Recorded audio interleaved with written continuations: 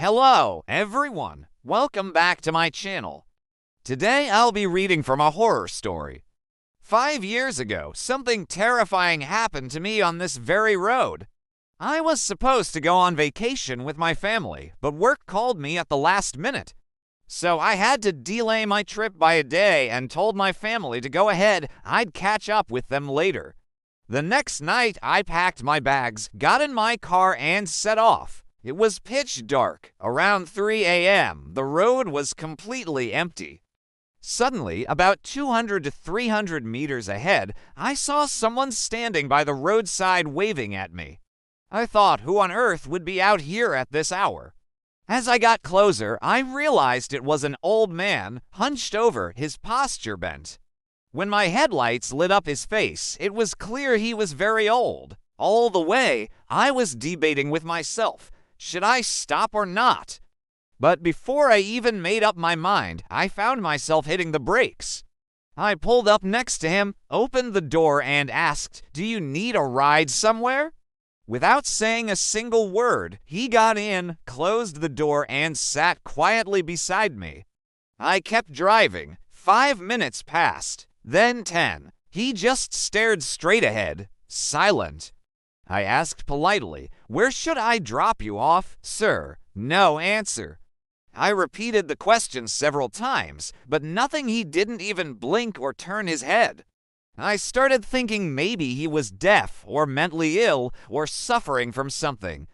Then, after nearly 30 minutes of silence, he finally spoke. His voice was low and strange. "Take me back to where you picked me up." I frowned.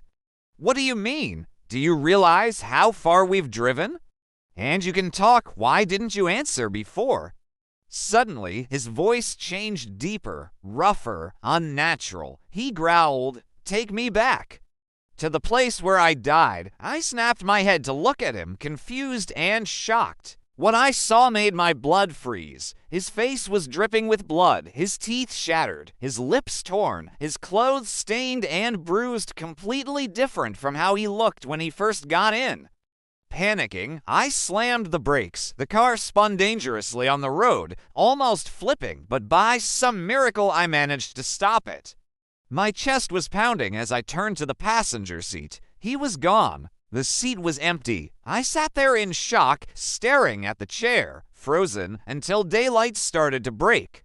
Only then did I force myself to keep driving, whispering prayers and reciting verses until I finally reached the hotel where my family was staying.